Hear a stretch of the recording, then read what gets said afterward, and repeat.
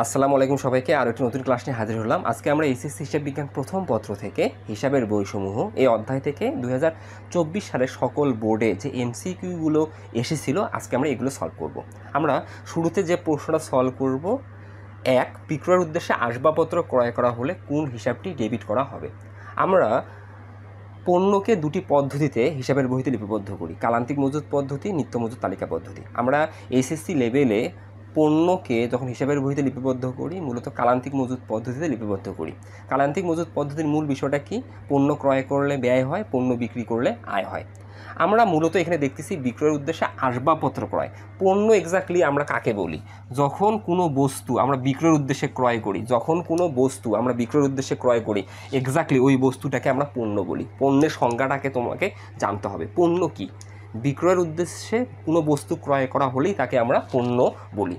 হিসাব বিজ্ঞানে কালান্তিক মজুত পদ্ধতি অনুসারে পণ্য ক্রয় করলে ব্যয় হয়, পণ্য বিক্রি করলে আয় হয়। তাহলে এখানে স্পষ্ট বলা আছে বিক্রয়ের উদ্দেশ্যে আসবাবপত্র ক্রয়। তাহলে আসবাবপত্র এখানে পণ্য হয়ে গেছে, কারণ আমি আসবাবপত্র কিসের উদ্দেশ্যে ক্রয় করছি? বিক্রয়ের উদ্দেশ্যে। তাহলে বিক্রয়ের উদ্দেশ্যে ক্রয় করার ফলে আমার আসবাবপত্রটা কী হয়ে গেছে? পণ্য হয়ে গেছে। তাহলে বিক্রয়ের উদ্দেশ্যে আসবাবপত্র ক্রয় করা হলে, তার মানে পণ্য ক্রয় করা হলে কোন হিসাবটি ডেবিট করা হবে? তাহলে অবশ্যই ক্রয় হিসাবকে ডেবিট করা হবে, কারণ হিসাব বিজ্ঞানের কালান্তিক মজুত পদ্ধতির নিয়ম অনুযায়ী পণ্য ক্রয় করলে ব্যয় ডেবিট, পণ্য বিক্রি করলে আয় ক্রেডিট। তাহলে যেহেতু আমি পণ্য ক্রয় করছি, আসবাবপত্র মানে এখানে পণ্য, তাহলে আমাদের ঘ হচ্ছে কারেক্ট আনসার, ক্রয় ডেবিট হবে। উত্তর ঘ। ডেবিট দ্বারা কোনটি বোঝায়? দুয়ে বলছে ডেবিট দ্বারা কোনটি বোঝায়। আমরা আমাদের বোর্ডে এই বর্ধিত হিসাব সমীকরণ লিখে রাখছি, এই যে বর্ধিত হিসাব সমীকরণ। আমরা আমাদের মৌলিক হিসাব সমীকরণটাকে যদি বর্ধিত করি, আমাদের হিসাব সমীকরণের আকার দ্বারা এটা লেফট সাইড মানে এ plus E plus D, right side মানে সি প্লাস এল প্লাস আর। আমাদের আধুনিক হিসাব বিজ্ঞান অনুযায়ী ডেবিট ক্রেডিট আসলে মৌলিক হিসাব সমীকরণ বা বর্ধিত হিসাব সমীকরণের উপর প্রতিষ্ঠিত। আমাদের বর্ধিত হিসাব সমীকরণে লেফট সাইডে যারা আছে তাদেরকে আমরা বলি ডেবিট, রাইট সাইডে যারা আছে তাদেরকে আমরা বলি ক্রেডিট। আসলে ডেবিট ক্রেডিট কোনো কিছু মিন করে না। হিসাবের বাম পক্ষকে আমরা বলি ডেবিট, হিসাবের ডান পক্ষকে আমরা বলি ক্রেডিট। হিসাব সমীকরণ অনুযায়ী হিসাবের বামে কারা অবস্থান করে? সম্পদ, ব্যয়, উত্তোলন, এই তিনটা হচ্ছে ডেবিট। তাহলে যদি বাম দিকের কোনো উপাদান বাড়ে তাহলে ডেবিট হবে, কারণ ডেবিট দিকের উপাদান বাড়লে ডেবিট হবে, ক্রেডিট দিকের উপাদান বাড়লে ক্রেডিট হবে। আবার যদি ডেবিট দিকের উপাদান কমে যায় তাহলে ক্রেডিট হয়ে যাবে, ক্রেডিট দিকের কোনো উপাদান কমে গেলে ডেবিট হয়ে যাবে। মূল বিষয়টা হচ্ছে এটা। তাহলে আমি কোন কোন ক্ষেত্রে ডেবিট হতে পারে আমরা যদি বলি, আমরা সম্পদ বাড়লে ডেবিট হবে, ব্যয় বাড়লে ডেবিট হবে, উত্তোলন বাড়লে ডেবিট হবে। আবার এরাও কিন্তু ডেবিট হতে পারে কখন? এদের যদি বিপরীত ক্রম হয়। তার মানে মূলধন কমলে ডেবিট হবে, দায় কমলে ডেবিট হবে, আয় কমলে ডেবিট হবে। তাহলে এখানে কি বলছে? ডেবিট দ্বারা কোনটি বোঝায়? তাহলে এক্স্যাক্টলি আগে বেসিকটা তোমাকে বুঝতে হবে। তাহলে ডেবিট কখন হবে? এই তিনটা বাড়লে ডেবিট হবে এবং তাদের অপোজিট তিনটা কমলে ক্রেডিট হবে। মূল বিষয়টা হচ্ছে এটা। তাহলে আমরা দেখি আমাদের এখানে কোনটা কারেক্ট অ্যান্সার। যেমন সম্পদ ও দায় হ্রাস। সম্পদ তো আমাদের এই দেখো লেফট সাইডের এলিমেন্ট, এটা যদি বাড়ে তাহলে ডেবিট হবে, কমলে ডেবিট হওয়ার কোনো চান্স নাই। ক্ষয় কি বলছে? সম্পদ বৃদ্ধি, দায় হ্রাস। এই যে সম্পদ মানে এ বৃদ্ধি পাবে, এল যদি হ্রাস পায়, হ্রাস পেলে তো এই বিষয়ে চলে আসলো, কারণ এল ক্রেডিট দিকের উপাদান, রাইট সাইডের উপাদান, রাইট সাইডের উপাদান বাড়লে রাইট সাইড মানে ক্রেডিট, যদি কমে যায় তাহলে সে লেফট সাইডে চলে আসবে, তার মানে ডেবিট দলের অন্তর্ভুক্ত হয়ে যাবে। তাহলে আমরা কারেক্ট অ্যান্সার পেয়ে গেছি। আমাদের যদি সম্পদ বাড়ে, দায় কমে, তাহলে এক্স্যাক্টলি আমাদের ডেবিটদের প্রকাশ করবে। আমাদের কারেক্ট অ্যান্সার হচ্ছে খ। ঠিক তেমনইভাবে প্রশ্নটা যে এইভাবে করতো, ক্রেডিট দ্বারা কোনটি বোঝায়? তাহলে আমি যদি বলি এই তিনটা বাড়লে ক্রেডিট, এই তিনটা যদি প্লাস হয় আগে ক্রেডিট হবে, মূলধন বাড়লে ক্রেডিট হবে, দায় বাড়লে ক্রেডিট হবে, আয় বাড়লে ক্রেডিট হবে। পক্ষান্তরে সম্পদ কমলে ক্রেডিট হবে, ব্যয় কমলে ক্রেডিট হবে, উত্তোলন কমলে ক্রেডিট হবে। এই যে আমাদের বেসিক জানতে হবে। তাহলে আমরা 2ও পেয়ে গেলাম। এরপর আসবো আমরা 3। মেশিন সংস্থাপনের মজুরি কোন হিসাবে ডেবিট করা হয়? মেশিন সংস্থাপনের মজুরিকে কোন হিসাবে ডেবিট করা হয়? আমরা এগুলো জানি, এগুলো আমাদের জন্য এখন অনেক সহজ। আমরা জানি স্থায়ী সম্পত্তি ক্রয় করার পর স্থায়ী সম্পত্তির ক্রয় মূল্য ব্যতীত কারবারে নিয়ে আসা পর্যন্ত বা কারবারে বসানো পর্যন্ত যে ব্যয়গুলোই হোক না কেন, এই ব্যয়গুলো হচ্ছে আমাদের মূলধন জাতীয় ব্যয়। ওই ব্যয়গুলোকে উক্ত সম্পত্তি নামে আমাকে ডেবিট করতে হবে। ধরো আমরা একটা মেশিন ক্রয় করছি 20,000 টাকায়, এটা মেশিনের ক্রয় মূল্য। আমি মেশিনটা আমার প্রতিষ্ঠানে নিয়ে আসার জন্য পরিবহন খরচ প্রদান করছি 1,000 টাকা, আমি বসানো খরচ প্রদান করছি 2,000 টাকা। এই যে আমি আনুষঙ্গিক দুইটা খরচ করলাম, আমাদের পরিবহন খরচ, বসানো খরচ, এই দুইটা ব্যয় হচ্ছে মূলধন জাতীয় ব্যয়। এই দুইটা ব্যয় কী করতে হবে? আমি যে সম্পত্তিটা কিনছি ওই সম্পত্তির নামে লিখে সম্পত্তি হিসাবে হিসাবের বহিতে লিপিবদ্ধ করতে হবে। তার মানে এই দুইটা ব্যয়কে আমরা মূলধন জাতীয় ব্যয় বলবো। তাহলে মেশিন সংস্থাপন ব্যয় এই হচ্ছে বসানো খরচ। তাহলে বসানো খরচ আমাকে কি করতে হবে, বসানো খরচ হিসেবে ডেবিট না করে মেশিন হিসাবে ডেবিট করতে হবে, অর্থাৎ ওই সম্পত্তি নামে দেখাতে হবে। তাহলে আমি 3-এর সঠিক অ্যান্সার পাবো ক, মেশিন হিসাব। এভাবে আমরা যদি দেখি আমাদের প্রশ্নে বলা আছে আসবাবপত্র ক্রয় করা হলো 20,000 টাকা, আসবাবপত্রের বহন খরচ 2,000 টাকা। এই যে আসবাবপত্রের বহন খরচ অর্থাৎ পরিবহন খরচ, এটা মূলধন জাতীয় ব্যয়, আসবাবপত্র হিসাব নামে ডেবিট হবে, কখনো এটা পরিবহন খরচ হিসেবে ডেবিট করা যাবে না। তারপরে আমরা যাবো 4-এ কি বলছে, 15% ভ্যাট সহ মণিহারি ক্রয় 2,300 টাকা। এক্ষেত্রে মণিহারি হিসাবে কত টাকা ডেবিট হবে, এটা একটা আমরা শর্টকাটে জানবো। আমরা যখন পণ্য ক্রয় করি ভ্যাট সহ, আমরা পণ্য ক্রয় করলে পণ্য ক্রয় মাথা রাখতে হবে, পণ্য ক্রয় ধরো ভ্যাট সহ আমাদের আছে 23,000 টাকা। যখন আমরা পণ্য ক্রয় করব এইখানে আমরা ভ্যাটটাকে আলাদাভাবে হিসাবের বইতে লিপিবদ্ধ করব, কারণ আমি যখন পণ্য ক্রয় করি গভর্নমেন্টকে ভ্যাট দেই, আমি যখন পণ্য বিক্রি করি আমি গভর্নমেন্টে দেওয়ার জন্য ভ্যাট আদায় করি। তাই আমি ভ্যাট সহ যদি পণ্য ক্রয় করি তাহলে এখানে ভ্যাটটা যুক্ত আছে, তাহলে এখানে প্রকৃত ক্রয় মূল্য কত, তাহলে এখানে ক্রয় মূল্য নির্ণয়ের জন্য ভ্যাট যুক্ত আছে, মানে আমার 15% ভ্যাট যুক্ত আছে। তাহলে ক্রয় মূল্য যদি নির্ণয় করি তাহলে আমি পাবো 23,000 গুণন 100 নিচে হচ্ছে 115, কারণ ভ্যাটটা যুক্ত আছে, তখন ক্রয় মূল্য হবে 20,000 টাকা, আর গভর্নমেন্টের ভ্যাট হবে তখন 3,000 টাকা। তখন আমি কি করব, ক্রয় হিসাবকে ডেবিট দেখাবো 20,000 টাকা, প্রদত্ত ভ্যাট হিসাবকে ডেবিট দেখাবো 3,000 টাকা। শুধুমাত্র আমি যখন ভ্যাট সহ পণ্য ক্রয় করব আমি ভ্যাটটাকে আলাদা দেখাবো। অন্য কোনো ক্ষেত্রে আমি যদি ভ্যাট সহ কোনো কিছু করি ভ্যাটটাকে আমি আলাদা করব না, শুধু আমার ভ্যাটটাকে দুই ক্ষেত্রে আলাদা করতে হবে। পণ্য ক্রয় করার সময় ভ্যাটটাকে আলাদা করতে হবে, পণ্য বিক্রি করার সময় ভ্যাটটাকে আলাদা করে হিসাবের বইতে লিপিবদ্ধ করতে হবে। অন্য যে ক্ষেত্রেই ভ্যাট যুক্ত থাক না কেন ভ্যাটটা যুক্তই থাকবে। তাহলে আমরা যদি দেখি 15% ভ্যাট সহ মণিহারি ক্রয় 2,300 টাকা, এক্ষেত্রে মণিহারি হিসাবে কত টাকা ডেবিট হবে, মণিহারি হিসাবে 2,300 টাকাই ডেবিট হবে। তার মানে ভ্যাট সহ মানে ভ্যাটটাকে আমি সেপারেট করব না, আমি মণিহারি ক্রয় করার সময় ভ্যাটটা দিয়ে দিছি, তাহলে মণিহারির মূল্য ভ্যাট সহই হবে। এটা রিজন আছে, আপাতত তুমি শর্টকাটটা জেনে রাখো, এটার জন্য আলাদা আমি একটা এক্সট্রা প্রয়োজনে ভিডিও দেবো কেন আসলে আমরা ক্রয় ব্যতীত অন্যান্য ক্ষেত্রে ভ্যাটটাকে সেপারেট করি না। শুধু মাথায় রাখবা আমি যখন পণ্য ক্রয় করব ভ্যাটটাকে সেপারেট করব, আমি যখন পণ্য বিক্রি করব ভ্যাটটাকে সেপারেট করব, অন্য কোনো ক্ষেত্রে ভ্যাটটাকে আমি সেপারেট করব না, বরং সে কী করবো ভ্যাটটাকে যোগ করব। এখানে ভ্যাট সহ মণিহারি ক্রয় করছি 2,300 টাকা, তাহলে এখানে মণিহারির প্রকৃত ক্রয় মূল্য আছে, ভ্যাটের টাকাটাও আছে। আমি যদি বলি মণিহারি কিনছি 2,000 টাকায়, মণিহারি কিনছি 2,000 টাকায়, আর মণিহারির জন্য আমি ভ্যাট দিছি 300 টাকা, তাই মণিহারির ক্রয় মূল্য গিয়ে দাঁড়াইছে 2,300 টাকা, 2,300 টাকা। তাহলে মণিহারিকে আমি ডেবিট করবো 2,300 টাকায়। তাহলে এখানে কি বলছে 15% ভ্যাট সহ মণিহারি ক্রয় 2,300 টাকা, এক্ষেত্রে মণিহারি হিসাবে কত টাকা ডেবিট হবে 2,300 টাকা। কিন্তু যদি আমার এমন বলা থাকতো যে মণিহারি ক্রয় 2,000 টাকা, ভ্যাট দিতে হবে 15%, এই ক্ষেত্রে মণিহারি হিসাবকে কত টাকা ডেবিট করা লাগবে, তা সেই ক্ষেত্রেও তোমাকে 2,300 টাকা ডেবিট করতে হবে। তার মানে যদি মণিহারির সাথে ভ্যাটটা যুক্ত না থাকে তোমাকে ভ্যাটটা বের করে ভ্যাটটা যোগ করে মণিহারির মূল্যায়ন করতে হবে। শুধু মণিহারির জন্য না, যে কোনো ক্ষেত্রে মানে ক্রয় ব্যতীত যে কোনো ক্ষেত্রে ভ্যাটটাকে যোগ করে তোমাকে মূল্যায়ন করতে হবে। তাহলে 4 আমাদের গেল, যে এইখানে মণিহারি হচ্ছে 2300 টাকা, শুধু ক্রয় হলে এটা ভিন্ন হতো। তারপরে আসি আমরা 5, হিসাব চক্রের কোন ধাপে লেনদেন শনাক্ত করা হয়। আমরা যদি হিসাব চক্রের ধাপগুলো দেখি, আমাদের হিসাব চক্রের প্রথম ধাপ হচ্ছে 1 নম্বর ধাপ ঘটনা থেকে লেনদেন শনাক্ত করা, 2 নম্বর ধাপ শনাক্তকৃত লেনদেনগুলো হিসাবের প্রাথমিক বহি তথা জাবেদা লিপিবদ্ধ করা, 3য় ধাপ জাবেদা করার পর খতিয়ানে পোস্টিং করা, 4র্থ ধাপ খতিয়ানে পোস্টিং করার পর হিসাবের গাণিতিক সুদে যাচাই করার জন্য রেওয়ামিল প্রস্তুত করা। এইভাবে আমরা আস্তে আস্তে কিন্তু হিসাব চক্রের ধাপগুলোতে অগ্রসর হই।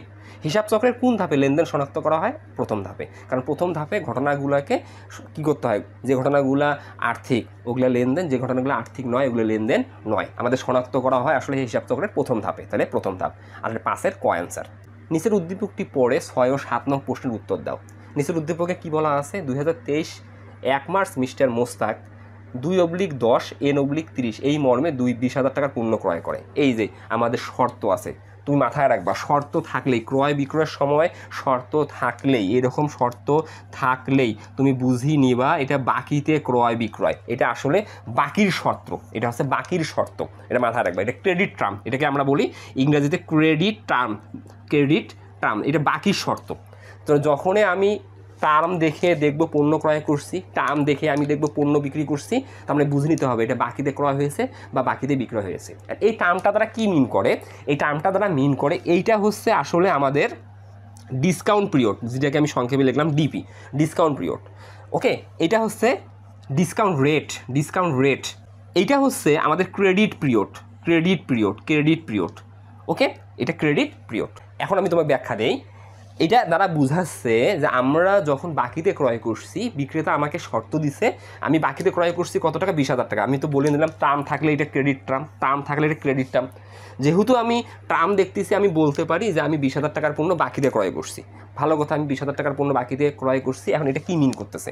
এটা মিন করতেছে আমি যার কাছে 20,000 টাকার পণ্য বাকিতে ক্রয় করছি, তাকে যদি আমি এই টাকাটা 10 দিনের মধ্যে দিতে পারি, অর্থাৎ এই 20,000 টাকা আমি 10 দিনের মধ্যে দিতে পারি, তাহলে ওই ব্যক্তি আমাকে 2% ছাড় দিবে।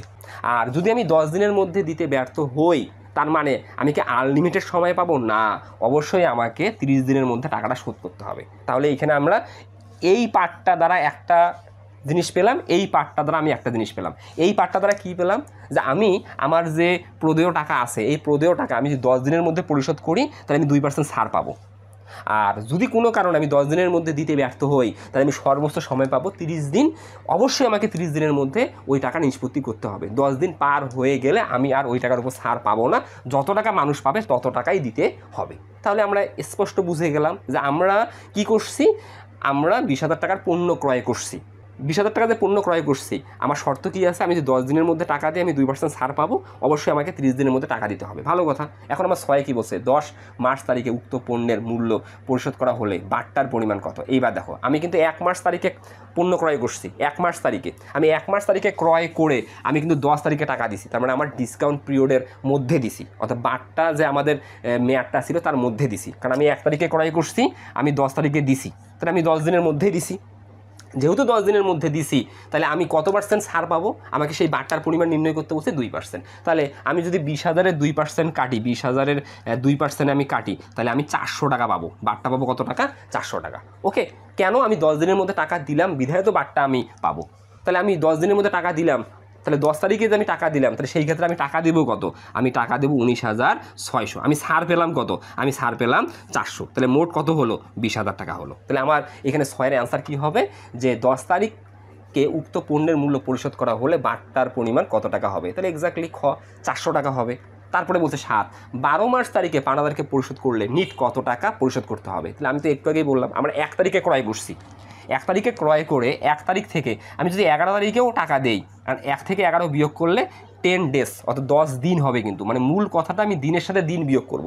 তাহলে আমি 11 তারিখে টাকা দিলাম, আমি ক্রয় করছি 1 তারিখ, তাহলে আমি 11 থেকে 1 বিয়োগ করলে 10 দিন হয়। তাহলে আমি যদি 11 তারিখেও টাকা দিতাম, আমি কিন্তু আসলে বাট্টা পেতাম। কিন্তু আমি টাকা দিচ্ছি কয় তারিখে? 12 তারিখে। 12 তারিখে টাকা দেওয়ার ফলে আমি এখানে কোনো ডিসকাউন্ট পাবো না, কারণ আমি যখন বাকিতে পণ্য ক্রয় করছি, বিক্রেতা আমাকে টান দিছে কি, যে আপনি যদি 10 দিনের মধ্যে টাকা দেন, তাহলে আপনি 2% ছাড় পাবেন, অন্যথায় ছাড় পাবেন না। আমি তো 11 দিনের মাথায় টাকা দিছি, আমাকে কি মানবতা দেখাবে? দেখাবে না। তাহলে আমাকে কি করতে হবে? পুরো টাকাই পরিশোধ করতে হবে। তাহলে এখানে কি বলছে? 12 মার্চ তারিখে পাওনাদারকে পরিশোধ করলে নিট কত টাকা পরিশোধ করতে হবে? তাহলে পুরো টাকাই পরিশোধ করতে হবে, অর্থাৎ 20,000 টাকাই পরিশোধ করতে হবে। এই অ্যান্সার হচ্ছে 20,000 টাকা। মনে হয় তোমরা ইজিলি বুঝতে পারছো মূল বিষয়টা, যে আমাদের এই টার্মটা আসলে কি মিন করতেছে। এই টার্মটা দ্বারা মিন করতেছে আমি 10 দিনের মধ্যে টাকা দিলে অবশ্যই আমি 2% ছাড় পাবো। আর যদি আমি কোনো কারণে 10 দিনের মধ্যে টাকা দিতে ব্যর্থ হই, অবশ্যই আমি সর্বোচ্চ সময় পাবো 30 দিন। এই 30 দিনের মাথায় আমাকে আসলে টাকাটা পরিশোধ করতেই হবে। সেই ক্ষেত্রে আমি 10 দিন পার হয়ে যদি পরিশোধ করি, আর 1 টাকাও ছাড় পাবো না। যত টাকা মানুষ পাবে তত টাকাই আমাকে দিতে হবে। তাহলে মানুষ আমার কাছে কত টাকা পেতো? 20,000 টাকা। আমাকে 20,000 টাকাই দিতে হবে। তাহলে আমরা 7ও পেয়ে গেলাম। আমরা আরেকটা উদ্দীপক দেখতেছি। নিচের উদ্দীপকটি পড়ে 8 ও 9 নং প্রশ্নের উত্তর দাও। এখানে কি বলছে? জনাব সাফি একজন ব্যবসায়ী, তিনি জনাব নীরবের নিকট 80,000 টাকার পণ্য 5% বাট্টায় বিক্রয় করে। আগে 5% বাট্টার বিষয়টা বুঝাই আমি। আমরা বাট্টা যখন দেখব আমাদের লেনদেনে, এই বাট্টাটাকে আমরা 2 ভাগে লিপিবদ্ধ করি। বাট্টা 2 প্রকার, একটা কারবারি বাট্টা, একটা নগদ বাট্টা। আগে জানতে হবে আমাকে, একটা কারবারি বাট্টা, একটা নগদ বাট্টা। পণ্য ক্রয় বিক্রয়ের সময় বাট্টা থাকলে এটাকে আমরা কারবারি বাট্টা বলি। একটা শর্টকাটে আমরা পণ্য ক্রয় বিক্রয়ের সময় যদি বাট্টা পাই, এটাকে আমরা কারবারি বাট্টা বলি। কারবারি বাট্টা লেনদেন নহে। কারবারি বাট্টা কোনোভাবেই হিসাবের বহিতে লিপিবদ্ধ হবে না। কারবারি বাট্টা লেনদেন নহে। কোনোভাবে হিসাবের বহিতে লিপিবদ্ধ হবে না। তাহলে কারবারি বাট্টার কাজ কি? কারবারি বাট্টার কাজ হচ্ছে চালান মূল্য থেকে কারবারি বাট্টার টাকাটা বাদ দিয়ে ক্রয় মূল্য বা বিক্রয় মূল্য হিসাবের বহিতে লিপিবদ্ধ করতে হবে। তাহলে আমরা যদি দেখি জনাব সাফি একজন ব্যবসায়ী, তিনি জনাব নীরবের নিকট ৮০,০০০ টাকার পণ্য ৫% বাট্টায় বিক্রি করে। এই যে ৮০,০০০ টাকার পণ্য ৫% বাট্টায়, তাহলে বিক্রয় মূল্য কত? বিক্রয় মূল্য আর ৮০,০০০ টাকা না, কারণ কারবারি বাট্টা মানে মোট ক্রয় মূল্য থেকে বা মোট বিক্রয় মূল্য থেকে বাট্টাটা বাদ দিয়ে যে টাকা থাকবে সেটাই হচ্ছে নিট ক্রয় মূল্য বা বিক্রয় মূল্য, প্রকৃত ক্রয় মূল্য বা বিক্রয় মূল্য। তাহলে আমি যে ৮০,০০০ টাকার পণ্য বিক্রি করছি কত পার্সেন্ট বাট্টায়? ৫% বাট্টা। এই ৫% বাট্টা এখানে কি? কারবারি বাট্টা। তো কারবারি বাট্টা কি নয়? লেনদেন নয়। তাহলে ৮০,০০০-এর আমি যদি ৫% কাটি, ৮০,০০০-এর ৫% ৪,০০০ টাকা লেনদেন নয়, তাই ৪,০০০ টাকা লেনদেন নয়। তাহলে 80,০০০-এর 4,০০০ টাকা লেনদেন নয়, তাহলে লেনদেন কত টাকা? ৭৬,০০০ টাকা। এই ৭৬,০০০ টাকাই এখন হচ্ছে আমাদের বিক্রয় মূল্য। এই জিনিসগুলো আগে আমাকে জানতে হবে। তার মানে আমি কি করলাম? আমি জনাব সাফি, আমি নীরবের কাছে ৭৬,০০০ টাকার পণ্য বিক্রি করছি, ৮০,০০০ টাকার না। ওকে, ভালো কথা। ৭৬,০০০ টাকার পণ্য বিক্রি করে আমি নগদ কত পাইছি? ২০,০০০। আমি চেকে পাইছি কত? ৪০,০০০। তাহলে আমি পণ্য বিক্রি করছি ৭৬,০০০ টাকা, আমি পণ্য বিক্রি করছি ৭৬,০০০ টাকা, তার মধ্যে নগদ পাইছি ২০,০০০, আমি চেকে পাইছি ৪০,০০০। ভালো কথা। তাহলে বাকিতে কত? এখানে ১৬,০০০ টাকা। বুঝলাম কীভাবে? আমি মোট বিক্রি করছি ৭৬, নগদ পাইছি ২০, চেকও পাইছি ২০। তাহলে নগদ আর চেক দুইটা তো নগদ। তাহলে আমি ৭৬,০০০ টাকার মধ্যে আমি নগদ পাইছি ৬০,০০০, তাহলে আমি বাকিতে বিক্রি করছি ১৬,০০০ টাকা। এখন আমাকে তারপরে কি বলছে?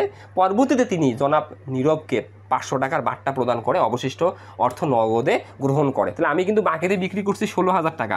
এই ১৬,০০০ টাকার মধ্যে পরে আমি বাট্টা দিলাম ৫০০ টাকা। তাহলে আমি আসলে যে আমার কাছ থেকে পণ্য ক্রয় করছে, ক্রেতার কাছে আমি নগদ নিলাম ১৫,৫০০ টাকা। এখন আমি সৃজনশীল আসলে আমাদের প্রশ্নে চলে যাই। আমাদের আগে কি বলছে? ধারে বিক্রয়ের পরিমাণ কত? আমি আগেই বের করে দিছি। আমি কিন্তু বিক্রি করছি ৭৬,০০০ টাকা, তার মধ্যে নগদ আমাদের ৬০,০০০ টাকা, ধারে বিক্রয় ১৬,০০০ টাকা। তাহলে আমাদের অ্যান্সার হচ্ছে ঘ, ১৬,০০০ টাকা। বাট্টা প্রদানের ফলে তাহলে আমাদের এখানে বাট্টা কত টাকা? বাট্টা কিন্তু ৫০০ টাকা। বাট্টা আমাদের ৫০০ টাকা। এই বাট্টাটা আমার কি? ব্যয়। কারণ আমি মানুষের কাছে কত পেতাম? ১৬,০০০ টাকা পেতাম। ১৬,০০০ টাকা পেতাম। এই ১৬,০০০ টাকার বিপরীতে উক্ত ব্যক্তিকে আমি ৫০০ টাকা ছাড় দিলাম, 500 টাকা আমি ছাড় দিলাম, ছেড়ে দিলাম যে ৫০০ টাকা তোমাকে দিতে হবে না। তাহলে অবশ্যই সে কাকুতি মিনতি করছে যে আমার খুব সমস্যা, ৫০০ টাকাটা ছাড় দিলে খুব উপকৃত হব। সে আমাকে জানাইছে, আমি মানবতার খাতিরে তাকে ৫০০ টাকা ছেড়ে দিছি। তার কাছে আমি কত টাকা নিছি? ১৫,৫০০ টাকা নিছি। এই ১৫,৫০০ টাকা যে নিছি কত টাকার বিপরীতে? ১৬,০০০ টাকার বিপরীতে। তাহলে আমার লস বা ব্যয় হলো কত টাকা? ৫০০ টাকা। তাহলে দেখো কি বলছে? বাট্টা প্রদানের ফলে প্রতিষ্ঠানের আর্থিক বিবরণীতে ব্যয় বৃদ্ধি পাবে ২,০০০ টাকা, সম্পদ হ্রাস পাবে ৫০০ টাকা। এখানে ২,০০০ টাকার কোনো অস্তিত্ব নেই, কারণ এখানে বাট্টা ৫০০ টাকা। ৫০০ টাকার এগেইনস্টে ৫০০ টাকাই প্রভাবিত হবে। তাহলে বাট্টা প্রদানের ফলে প্রতিষ্ঠানের আর্থিক বিবরণীতে আসলে ৫০০ টাকার কিন্তু প্রভাব পড়বে। তার মানে একের কোনো অপশন নাই। আর এখানে যদি মাল্টিপল চয়েস, যেহেতু আমি একটা রং পাইছি, তাহলে অটোমেটিকলি ২ আর ৩ কিন্তু কারেক্ট হবে। তারপর আমি বুঝি সম্পদ হ্রাস ৫০০ টাকা। সম্পদ হ্রাস পেলো ৫০০ টাকা কেন? কারণ আমি যে ৫০০ টাকা বাট্টা দিলাম, আমার প্রাপ্য হিসাব কমে গেল ৫০০ টাকা। কারণ আমি তো নগদ পেলাম ১৫,৫০০ টাকা, আমি পেলাম না কত? ৫০০ টাকা। এর ফলে আমাকে অটোমেটিকলি প্রাপ্য হিসেবে ৫০০ টাকা কমাতে হলো। তাহলে আমার সম্পদ হ্রাস পেলো ৫০০ টাকা, ব্যয় বৃদ্ধি পেলো ৫০০ টাকা। হ্যাঁ, আমার ৫০০ টাকা ব্যয় বেড়ে গেল। আমাদের ২ সঠিক। নগদ বৃদ্ধি ১৫,৫০০ টাকা। এই দেখো নগদ বৃদ্ধি, আমি নগদ পাইছি কত? ১৬,০০০ টাকার এগেইনস্টে ৫০০ টাকা ছাড় দিয়ে আমি নগদ পেলাম তো ১৫,৫০০ টাকা। নগদ বৃদ্ধি ১৫,৫০০ টাকা। মালিকানা সত্ত্ব হ্রাস ৫০০ টাকা। হ্যাঁ, মালিকানা সত্ত্ব হ্রাস কীভাবে বলো তো? আমি যে ৫০০ টাকা বাট্টা দিলাম, এই যে আমাকে বুঝতে হবে বিষয়গুলো। আমি যে ৫০০ টাকা বাট্টা দিলাম, ৫০০ টাকা বাট্টা দেওয়ার ফলে আমার কিন্তু ব্যয় বাড়লো ৫০০ টাকা। আমার ব্যয় যদি বাড়ে, ব্যয় বাড়লে আমার নিট লাভ কি হয়েছে? নিট লাভ কমে গেছে। নিট লাভ কমে গেছে, কমে গেছে, এটা বুঝতে হবে, কমে গেছে। ব্যয় বাড়ার ফলে কিন্তু নিট লাভ কমে গেছে। নিট লাভ যদি কমে, নিট লাভ সাথে মালিকানা সত্ত্বের সম্পর্ক কি? বিপরীতমুখী। অর্থাৎ ব্যয়ের সাথে মালিকানা সত্ত্বের সম্পর্ক বিপরীতমুখী। ব্যয় বাড়লো অর্থাৎ মালিকানা সত্ত্ব কমলো। কারণ আমরা আমাদের যে মৌলিক হিসাব সমীকরণ A = L + OI, এই যে আমরা মৌলিক হিসাব সমীকরণ জানি, মৌলিক হিসাব সমীকরণে ওই কে প্রভাব বিস্তারকারী উপাদান কয়টা? ওই মানেই কিন্তু সি কে প্রভাব বিস্তারকারী উপাদান তো 3টা। 1 আর হলে প্লাস হয়, 2 ই হলে মাইনাস হয়, 3 ডি হলে মাইনাস হয়। তো ই মানে তো এক্সপেন্স, মানে ব্যয়। ব্যয় হলে মার্কেট সত্ত্ব কী হয়? কমে যায়। এই কারণগুলো আমাকে জানতে হবে। মৌলিক হিসাব সমীকরণে কিন্তু হিসাব বিজ্ঞানের মেইন। তুমি যদি মৌলিক হিসাব সমীকরণের খুঁটিনাটি বিষয়গুলো বোঝো, অ্যাকাউন্টিং পানি একদম সহজ। তাহলে আমাদের মৌলিক হিসাব সমীকরণ কী বলতেছে? A = L + OI। ওই মানে তো সিকে প্রভাব বিস্তারকারী উপাদান কয়টা? 3টা। আর হলে অর্থাৎ আয় হলে যোগ হয়, ব্যয় হলে বিয়োগ হয়, উত্তোলন করলে বিয়োগ হয়। তাহলে আমাদের এখানে তো বাট্টা, আমাদের এটা প্রদত্ত বাট্টা ব্যয়। কারণ আমি প্রাপ্য হিসাবকে ছাড় দিছি। আমি মানুষের কাছে ১৬,০০০ টাকা পেতাম, সে পূর্ণ নিষ্পত্তিতে আমাকে ১৫,৫০০ টাকা দিছে। আমি ছেড়ে দিছি কত টাকা? ৫০০ টাকা। এই যে আমি ৫০০ টাকা ছেড়ে দিলাম, আমার তো ব্যয় হইলো। তার মানে কি? আমার মালিকানা সত্ত্ব কমে গেল। তাহলে আমাদের এটাও সঠিক। আমি নগদ পাইছি ১৫,৫০০ টাকা এবং মালিকানা সত্ত্ব কমে গেছে 500 টাকা। তাহলে আমাদের সঠিক হচ্ছে 2 ও 3। তাহলে 2 ও 3 কোথায় আছে? গয়ে আছে। গ আমাদের সঠিক অ্যান্সার। ওকে। 10, একটি দ্রব্যের তালিকা মূল্য 30,000 টাকা, কারবারি বাট্টা 10%, নগদ বাট্টা 5%। অনুমোদন করা হলে নগদ বাট্টার পরিমাণ কত টাকা হবে? আমরা জানি বাট্টা হচ্ছে আমাদের 2 প্রকার, কারবারি বাট্টা, নগদ বাট্টা। কারবারি বাট্টা, নগদ বাট্টা। কারবারি বাট্টা তো লেনদেন নয়। তাহলে আমরা যদি দেখি একটি দ্রব্যের তালিকা মূল্য 30,000 টাকা, ভালো করে বোঝো, একটি দ্রব্যের তালিকা মূল্য 30,000 টাকা, আমাদের তালিকা মূল্য 30,000 টাকা, তালিকা মূল্য 30,000 টাকা, একটি দ্রব্যের তালিকা মূল্য 30,000 টাকা, কারবারি বাট্টা 10%। তাহলে লেনদেন থেকে কারবারি বাট্টাকে আউট করবো আমি। কারবারি বাট্টা 10%, মানে 3,000 টাকা। এই 3,000 টাকা কিন্তু আমার এই 30,000 টাকার মধ্যে ইনক্লুডিং আছে। এটাকে তুমি আগে ছুঁড়ে ফেলাও। তুমি যদি ছুঁড়ে ফেলে দাও তাহলে তোমার এখন লেনদেন কত? 27,000 টাকা। এই 27,000 টাকার কত পার্সেন্ট বাট্টা অনুমোদন করা হবে? নগদ বাট্টা 5%। এইটা হচ্ছে আমাদের নগদ বাট্টা। তাহলে 27,000-এর 5% এখন আমি কাটবো। আমি যদি 27,000-এর 5% কাটি, 27,000-এর 5% কাটলে 1350 টাকা। 27,000 5% কাটলে আসবে 1350 পয়সা। এই 1350 টাকাই হচ্ছে আমাদের নগদ বাট্টা। কারণ কারবারি বাট্টা তো লেনদেন নয়, কারবারি বাট্টা আউট। তাহলে আমি লেনদেন কত? তাহলে আউট করার পর আমার 27,000 টাকা। এই 27,000 টাকায় কিন্তু এখন আমাদের লেনদেন। এই লেনদেনের আমাদের নগদ বাট্টা কত? 5%। তার মানে আউট করার পর কিন্তু আমাকে নগদ বাট্টা কাটতে হবে। তাহলে আমি যদি 27,000 5% কাটি, আমি পাবো 1350 টাকা। তাহলে আমাদের অ্যান্সার হচ্ছে ক 10-এর। ওকে। 11, পাওনাদার দেও মোট টাকা থেকে কিছু টাকা মৌখিক পাওয়া গেলে তাকে কি ধরনের বাট্টা বলে? পাওনাদারকে দেও মোট টাকা থেকে কিছু টাকা মৌকুব পাওয়া গেলে, ভালো করে বোঝো, দেনাদার বা প্রাপ্য হিসাব। মানে আমি মানুষের কাছে টাকা পাই, তোমাকে বোর্ডে বিষয়টা ক্লিয়ার করি। ধরো আমি মানুষের কাছে টাকা পাই 20,000 টাকা, এটাকে আমরা বলি প্রাপ্য হিসাব। প্রাপ্য হিসাব, আমরা মানুষের কাছে টাকা পাই। এই প্রাপ্য হিসাবে যে আমি মানুষের কাছে টাকা পাই, প্রাপ্য হিসাবে আমাকে 19,000 টাকা দিল। 19,000 টাকা কীভাবে দিল? তার মানে আগে ক নামে প্রাপ্য হিসাব আমাকে এসে বললো, ভাই আমি খুব বিপদে আছি, আপনি তো আমার কাছে 20,000 টাকা পাবেন, আমি 20,000 টাকা ম্যানেজ করতে পারি নাই, আমি 19,000 টাকা ম্যানেজ করতে পারছি, এই 19,000 টাকা নেন আর 1,000 টাকা আমাকে মাফ করে দেন। তার মানে আগে আমাকে এসে বলবে, তখন আমি বললাম ঠিক আছে, তোমাকে 1,000 টাকা আমি মাফ করে দিলাম। এটাকে আমরা বলি কিন্তু বাট্টা। আমরা প্রাপ্য হিসাবকে কী করতেছি? ছাড় দিচ্ছি, এটাকে আমরা বলি প্রদত্ত বাট্টা। ঠিক তেমনইভাবে মানুষ আমার কাছে টাকা পায়, ধরো 10,000 টাকা পায়, মানুষ যখন আমার কাছে টাকা পায় এটাকে আমরা বলবো প্রদেয় হিসাব। প্রদেয় হিসাব, মানুষ যখন আমার কাছে টাকা পাবে। এইবার আমি কিন্তু মানুষের কাছে মাপ চাবো, অর্থাৎ আমার কাছে মানুষ টাকা পাবে, আমি ওই ব্যক্তিকে বললাম যে ভাই আমি খুব বিপদে আছি, আপনি তো আমার কাছে 10,000 টাকা পান, আমি কোনোভাবে 9,000 টাকা ম্যানেজ করতে পারছি, আমি 9,000 টাকা ম্যানেজ করতে পারছি, আমি আর 1,000 টাকা ম্যানেজ করতে পারি নাই, আমি এই 1,000 টাকা মাপ চাচ্ছি, অর্থাৎ এই 1,000 টাকা আমি কম দিতে চাচ্ছি। যদি ওই ব্যক্তি সদয় হয়, তোমাকে যদি বলে ঠিক আছে আমি মেনে নিলাম, তখন তুমি আসলে এক্স্যাক্টলি কী পেলা? এটা তুমি বাট্টা পাইলে, এটাকে বলবো আমরা প্রাপ্ত বাট্টা। তুমি বাট্টা পাইছো, প্রাপ্ত বাট্টা। আর এই ক্ষেত্রে তুমি কি করছো? বাট্টা দিছো, প্রদত্ত বাট্টা। তার মানে প্রাপ্য হিসাবকে তুমি বাট্টা দিবা, আর প্রাপ্য প্রদেয় হিসাবের ক্ষেত্রে তুমি বাট্টা পাবা। তাহলে পাওনাদারকে দেও মোট টাকা থেকে, পাওনাদারকে দেও, পাওনাদার মানে তো প্রদেয় হিসাব, মোট টাকা থেকে কিছু টাকা মৌকুব পাওয়া গেলে তাকে কী ধরনের বাট্টা বলে? তাহলে আমি তো সেক্ষেত্রে বাট্টা পাইলাম, কারণ মানুষ আমার কাছে 10,000 টাকা পাইলো, আমি বলে কয়ে পূর্ণ নিষ্পত্তিতে তাকে 9,000 টাকা দিলাম। তাহলে আমি ছাড় পাইলাম কত? আমি পাইলাম ছাড় 1,000 টাকা। এই 1,000 টাকাকে আমরা বলবো প্রাপ্ত বাট্টা। ঠিক তেমনইভাবে আমি মানুষের কাছে কত টাকা পেতাম? 20,000 টাকা। ওই ব্যক্তি আমার কাছে অনুরোধ করে 1,000 টাকা ছাড় নিল, মানে আমি ছাড় দিলাম এবার, তার মানে প্রদত্ত বাট্টা। তার মানে পাওনাদারের কাছ থেকে আমি বাট্টা পাবো, আর প্রাপ্য হিসাবের ক্ষেত্রে আমি বাট্টা দিব। তাহলে পাওনাদারকে মোট টাকা থেকে কিছু টাকা মৌকুব পাওয়া গেলে তাকে কী ধরনের বাট্টা বলবো? আমরা বলবো এইখানে প্রাপ্ত বাট্টা। কি বলবো? প্রাপ্ত বাট্টা। তাহলে আমাদের অ্যান্সার হচ্ছে গ। এখন আসো 12, জুন 13 তারিখে ধারে বিক্রয় 7,500 টাকা, ঋণ শর্ত 2/10N/30, জুন 23 তারিখে পূর্ণ নিষ্পত্তি সাপেক্ষে কত টাকা আদায় হবে? এই জিনিসটা আমি একটু আগে তোমাকে বুঝালাম যে আমাদের এটা কি মিন করে, যখনই আমাদের এই শর্তটা থাকবে, শর্ত থাকলে এটা বাকিতে ক্রয় বিক্রয় মিন করে। তাহলে আমরা এখানে দেখতেছি স্পষ্ট, আমরা ধারে বিক্রি করছি 7,500 টাকা, ধারে বিক্রি করছি 7,500 টাকা। ওকে, আমাদের ঋণ শর্ত কী ছিল? কত তারিখে আমি বিক্রি করছি? 13 তারিখে ছিল যে আমি যার কাছে বাকিতে বিক্রি করছি তাকে বলছি আপনি যদি 10 দিনের মধ্যে আমাকে টাকা দেন তাহলে আপনি 2% ছাড় পাবেন, আর অবশ্যই আপনাকে 30 দিনের মধ্যে টাকা আমাকে দিতে হবে। তাহলে আমি যেহেতু বাকিতে বিক্রি করছি, আমি এবার আসলে এই শর্তটা দিছি, এটা ক্রেডিট টার্ম, যে আপনি যদি 10 দিনের মধ্যে টাকা দেন আপনি 2% ছাড় পাবেন। তাহলে আমি কবে বিক্রি করছি? 13 জুন। এখন 13 জুন যে বিক্রি করছি, যার কাছে 13 জুন বিক্রি করছি সে আমাকে কবে টাকা দিছে? 23 তারিখে টাকা দিছে। তাহলে আমি যদি 23 জুন থেকে 13 জুন বিয়োগ করি তাহলে আমি পাবো 10 দিন। তার মানে আমি 10 দিনের মধ্যে টাকা পাইছি। তো 10 দিনের মধ্যে টাকা পাওয়ার ফলে আমি কত টাকা বাকিতে বিক্রি করছি? 7,500 টাকা। এই 7,500 টাকা কিন্তু আমার ছিল 100%। তাহলে যদি 10 দিনের মধ্যে টাকা দেয় তাহলে 7,500 আমি 2% কম পাবো। আর যদি 10 দিনের পরে টাকা দেয় তাহলে আমি 100% টাকা আদায় করবো। ভালো করে বুঝো বিষয়টা। এটা কি মিন করে যে 10 দিনের মধ্যে যদি তুমি টাকা পাও তাহলে তুমি 2% ছাড় দিবা। তুমি তো 10 দিনের মধ্যে টাকা পাইছো, তাহলে তুমি 2% ছাড় দিবা। তো তুমি মানুষের কাছে যে 7,500 টাকা পাও, এটা 100%। 100%-এর মধ্যে তুমি কত টাকা ছাড় দিলে? 2%। তা তুমি আদায় করবা কত? 98%। তো তুমি একবারই সায়েন্টিফিক ক্যালকুলেটর বা যে কোনো ক্যালকুলেটরে তুমি এই 98টা সরাসরি কাটতে পারো। তাহলে কীভাবে? তুমি 7,500-এর তুমি 98% কাটো। তো তুমি 7,500-এর যদি 98% কাটো, তুমি টাকা পাবে আসলে 7,350 টাকা। এই 7,350 টাকা এক্স্যাক্টলি পাওয়া গেল। কেন? কারণ সে 10 দিনের মধ্যে তোমাকে টাকা দিছে। তো তুমি এর প্রেক্ষিতে ছাড় দিলে কত টাকা?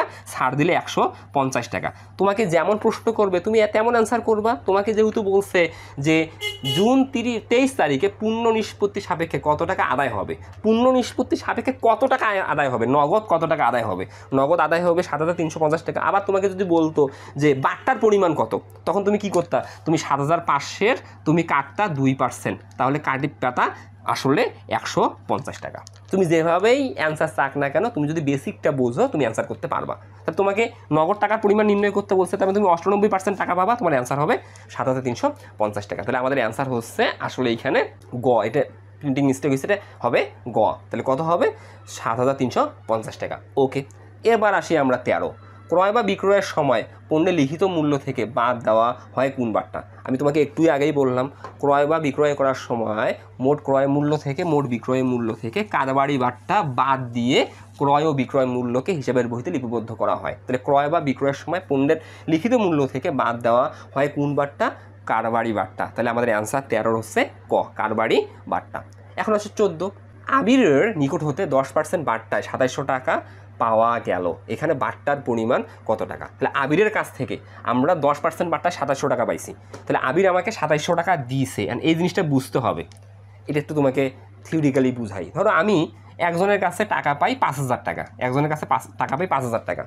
সে খুব বিপদে আছে। সে আমাকে এসে বলল যে ভাই আপনি তো 5,000 টাকা পান, এই 5,000 টাকা আপনি হাতে নেন, আমাকে ওইখান থেকে 1,000 টাকা ফেরত দেন, আমি খুব বিপদে আছি। আসলে তুমি কি তখন কোনো মানবতা দেখাবা? কারণ সে তো টাকা রেডি করে নিয়ে আসছে তোমার কাছে, কারণ তুমি তার কাছে 5,000 টাকা পাওনা আসছো। সে এসে তোমাকে 5,000 টাকা হাতে ধরে দিছে, দিয়ে বলছে ভাই আমি খুব বিপদে আছি, আমাকে 1,000 টাকা এখান থেকে ছাড় দেন, আপনি 4,000 টাকা নেন, আমাকে 1,000 টাকা ফেরত দেন। তুমি কখনো এখানে মানবতা দেখাবো না। এখানে এক্স্যাক্টলি বিষয়টা ঘটবে কি, তুমি একজনের কাছে 5,000 টাকা পাও, ওই ব্যক্তি 4,000 টাকা এসে 4,000 টাকা নিয়ে এসে তোমার কাছে ঘ্যানের করবে যে ভাই আমি খুব বিপদে আছি, আমি 1,000 টাকা ম্যানেজ করতে পারতেছি না, আমি অনেক কষ্টে 4,000 টাকা ম্যানেজ করছি, এই 4,000 টাকা নিয়ে আমাকে উদ্ধার করেন, আমাকে 1,000 টাকা মাফ করে দেন, আমি খুব বিপদে আছি। তখন তুমি মানবতার খাতিরে বলবা ঠিক আছে তোমাকে 1,000 টাকা আমি মাফ করে দিলাম, অর্থাৎ ছেড়ে দিলাম। মূলত এইভাবেই কিন্তু বাট্টা সৃষ্টি হয়। তাহলে এখানে বিষয়টা তেমন ঘটছে, আবিরের নিকট হতে 10% বাট্টায় 2,700 টাকা পাওয়া গেল। এই যে আমি যে 2,700 টাকা পাইছি বা পেলাম, আসলে এটা কি বাট্টা বাদে না বাট্টার আসলে বাট্টার পরের টাকা, মানে মোট টাকা না বাট্টা বাদে টাকা? এটার মতো নাকি? এই দেখো, এটা মোট টাকা, এটা বাট্টা বাদে টাকা। আসলে এই টাকাটা হচ্ছে এই টাকাটা। তার মানে আমি তার কাছে বেশি টাকা পেতাম, সে 10% বাট্টা বাদে আমাকে 2700 টাকা দিছে। তাহলে আমি তার কাছে যে টাকাটা পেতাম, ধরুন এনে আমি 5,000 টাকা পেতাম, এই 5,000 টাকার কিন্তু আমার 100%, তার মানে আমি যত টাকা পাবো এটা আমার 100%। এটা আগে তোমাকে বুঝতে হবে, কারণ আমি বাট্টা বাদে পাইছি। তাহলে আমি তার কাছে আসলে কত টাকা পেতাম? আমি 100% টাকা পেতাম। ভালো করে বোঝো বিষয়টা, 100% টাকা পেতাম। সে আমাকে কি করছে? 10% বাদে টাকা দিছে। তাহলে 100% থেকে 10% বাদ দেই, তো সে আমাকে কত পার্সেন্ট টাকা দিছে? 90% টাকা দিছে। এখন আমাকে এখানে কি বলছে? আবিরের নিকট হতে 10% বাট্টায় 2700 টাকা পাওয়া গেল। এখানে বাট্টার পরিমাণ কত টাকা? তাহলে আমি এখন ঐহিক নিয়মে যাব, আমি আসলে 2700 টাকা যে পাইছি এটা তো 90%। তাহলে আমরা কি লিখবো? 90%-এর জন্য 2700 টাকা। অতএব 1%-এর জন্য, তাহলে 1%-এর জন্য কম হবে, তাহলে 2700-কে আমাকে কি করতে হবে? 90 দ্বারা ভাগ করতে হবে। এখন আমার কার পরিমাণ নির্ণয় করতে বলছে? বাট্টার পরিমাণ। তাহলে বাট্টা এখানে কত পার্সেন্ট? এই 10%। তাহলে অতএব 10%-এর টাকাটা আমরা এখন বাইর করি 10%-এর জন্য। তাহলে 1%-এর জন্য যত হবে 10%-এর জন্য বেশি হবে। তো 2700 গুণন 10 নিচে 90। এখন তুমি যদি ক্যালকুলেশন করো বাট্টা আসবে 300 টাকা। এটা খুবই গুরুত্বপূর্ণ, তখন আমরা ঐকিক নিয়মে খুব সহজে নির্ণয় করতে পারি। তাহলে 90%-এর জন্য 2700 টাকা, অর্থাৎ 1%-এর জন্য। তাহলে আমি এই 2700-কে 90 দ্বারা ভাগ করবো, কারণ 1% মানে কম, ভাগ করতে হবে। 10% মানে কি 1%-এর চেয়ে বেশি, তাহলে গুণ করতে হবে। তাহলে এক্স্যাক্টলি আমরা বাট্টার পরিমাণ পেয়ে যাবো। তাহলে আমাদের উত্তর হবে গ 300 টাকা। তাহলে মূল বিষয়টাকে বুঝতে হবে যে বাট্টা বাদে কিন্তু এটা, তাহলে আমি পেতাম 100%, 10% বাট্টা বাদে, তাহলে আমি এখন যে 2700 টাকা পেলাম, এই 2700 টাকা এক্স্যাক্টলি আমাদের 90%। ওকে, তাহলে আমাদের 14 হয়ে গেল। এবার চলে আসবো আমরা 15-16, এটা উদ্দীপক আছে, নিচের উদ্দীপকটি পড়ে 15-16 নং প্রশ্নের উত্তর দাও। উদ্দীপকে কি আছে? আনুজার নিকট থেকে 20,000 টাকার পণ্য 10% বাট্টায় ক্রয় করা হয়। এই যে প্রথমেই 10% বাট্টায় ক্রয় করা হয়। যখনই আমরা দেখব ক্রয় এবং বিক্রয়ের সাথে বাট্টা আছে, ক্রয় ও বিক্রয়ের সাথে বাট্টা থাকলেই কোনো কথা নেই, নো ডাউট কারবারি বাট্টা। কারবারি বাট্টা সিস্টেমটা কি? কারবারি বাট্টাকে ছুঁড়ে ফেলে দিতে হবে। তাহলে দেখো আনুজার নিকট থেকে 20,000 টাকার পণ্য 10% বাট্টায় ক্রয়, তাহলে আনুজার কাছ থেকে আমি 20,000 টাকার পণ্য ক্রয় করছি, এক্স্যাক্টলি আমরা ক্রয় মূল্যকে কত টাকা হিসাবের বইতে লিপিবদ্ধ করব? আমি 10% বাদ দেওয়ার পর, তাহলে 18,000 টাকা লিপিবদ্ধ করব। কেন? কারণ 20,000-এর আমি যদি 10% কাটি, 20,000-এর 10% কাটলে আমি পাবো 2,000 টাকা। এই 2,000 টাকা 20,000-এর মধ্যে যুক্ত আছে, কী পাবো? যুক্ত আছে কারবারি বাট্টা পাবো, যুক্ত আছে। তাহলে এই 20,000 টাকা থেকে 2,000 টাকা ছুঁড়ে ফেলে দিতে হবে। তাহলে আমাদের এখন আসলে হিসাবের বহিতে ক্রয় হিসাব দেখাতে হবে 18,000 টাকা। তার মানে আমি 20,000 টাকার পণ্য ক্রয় ঠিকই করছি, কিন্তু আমি মূল্য দেখাবো ক্রয় 18,000 টাকা। ওকে, তাহলে আমার এই ক্রয় মূল্য পেলাম 18,000 টাকা, ভালো কথা। তারপরে কি বলছে? এর মূল্যবোধ 10 দিন পর 5% বাট্টায় চেকের মাধ্যমে পরিশোধ করা হলো। এর মূল্যবোধ 10 দিন পর 5% বাট্টায় আমি পরিশোধ করছি। তাহলে কত টাকা? এই 18,000 টাকা আমি 5% বাট্টায় আমি পরিশোধ করছি। তাহলে 18,000 আমি যদি 5% কাটি, তাহলে 18,000-এর 5% আমি বাইর করবো 900 টাকা। তাহলে আমি পরিশোধ করছি প্রদেয় হিসাবকে কত? আমরা কিন্তু আগেই অঙ্ক বাইর করতে পারবো। তাহলে আমরা প্রদেয় হিসাবকে পরিশোধ করছি 18,000, বাট্টা পাইছি 900, তাহলে আমি পরিশোধ করছি 17,100 টাকা। তাহলে আমরা কিন্তু আগে ক্যালকুলেশনগুলো করে নিলাম। এখন আমাকে কি বলছে দেখি 15 ক্রয় হিসাবে কত টাকা ডেবিট হবে। তাহলে ক্রয় হিসাবে ডেবিট হবে এই 18,000। এটা তো আমরা আগেই বের করে নিচ্ছি, এই যে 20,000 টাকা থেকে 10% কারবারি বাট্টা 2,000 বাদ দিয়ে আমি ক্রয় মূল্য দেখাবো 18,000। তাহলে আমাদের 18,000 গ অ্যান্সার। তারপরে আমাদের 16 কি বলছে? ব্যাংক হিসাবে কত টাকা ক্রেডিট হবে। তাহলে আমি তো চেক দিছি, আসলে আমি 18,000 টাকা ক্রয় হিসাবকে ডেবিট করছি, প্রদেয় হিসাবে ক্রেডিট করছি 18,000 টাকা। 10 দিন পর আমি ওই প্রদেয় হিসাব 18,000 টাকা যে ছিল সেটা 5% বাট্টায় পরিশোধ করছি। এই যে প্রদেয় হিসাব আমার ছিল 18,000, 5% কেটে আমি 900 পাইছি। তাহলে আমি প্রদেয় হিসাবকে 18,000 এর বিপরীতে 900 টাকা কম দিয়ে আমি প্রদেয় হিসাবকে দিছি কত? 17,100 টাকা। এই 17,100 টাকা কিসে দিছি? চেকের মাধ্যমে দিছি। এই জন্য আমাদের ব্যাংক ক্রেডিট হবে 17,100 টাকা। 17,100 টাকা। তাহলে আমাদের কই গেল 16, 17,100 টাকা। খ হচ্ছে অ্যান্সার, যে ব্যাংক হিসাবে কত টাকা ক্রেডিট হবে। তাহলে অ্যান্সার কত আমাদের? খ। 1/10 নিট/45 দ্বারা কী বোঝায়? আমি তো একটু আগে এই জিনিসগুলো ভালো করে তোমাদের বারবার বুঝাচ্ছি। এখানে 10 দিনের মধ্যে অর্থ নিষ্পত্তি করা হলে 1% ছাড় পাবো, আর অবশ্যই টাকাটা আমাকে 45 দিনের মধ্যে পরিশোধ করতে হবে। এখানে দুইটা জিনিস বুঝায়, 10 দিনের মধ্যে অর্থ নিষ্পত্তি করলে 1% বাট্টা হবে, এবং অবশ্যই আমাকে 45 দিনের মধ্যে আমাকে টাকা নিষ্পত্তি করতে হবে। তাহলে 10 দিনের মধ্যে পাওনা পরিশোধ দিলে 1% বাট্টা পাওয়া যাবে, সঠিক। 45 দিনের মধ্যে পাওনা শোধ করলে 1% বাট্টা পাওয়া যাবে না। 45 দিনের মধ্যে অবশ্যই তোমাকে শোধ করতে হবে। 10 দিন পার হয়ে গেলে আর বাট্টা পাবা না।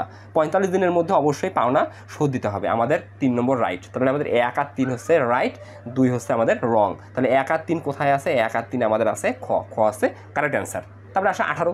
জনাব হাবিবের নিকট হতে 10% বাট্টায় 54,000 টাকা পাওয়া গেল। সেম সিস্টেমে আমি আসলে বাট্টা বাদে পাইছি। আমি এই জিনিসটা আবারও বলতেছি, ধরো আমরা একজনের কাছে 20,000 টাকা পাই, ওই ব্যক্তি আমার কাছে পূর্ণ নিষ্পত্তিতে 18,000 টাকা দিবে, তখন কিন্তু সে আমাকে আর 20,000 টাকা হাতে তুলে দিবে না।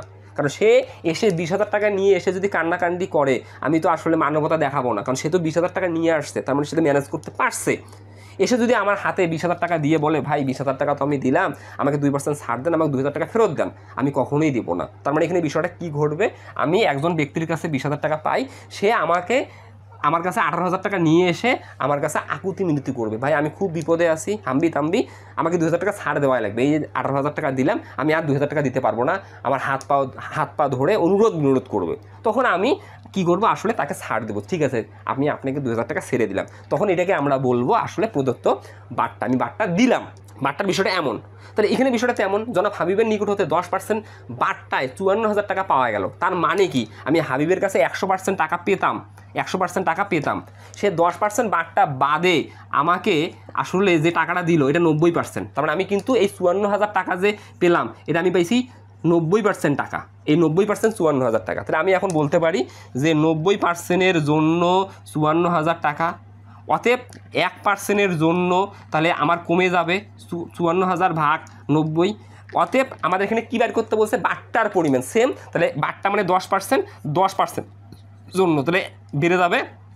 এখন আমি গুণ করব, এই যে বিষয়টা এটা।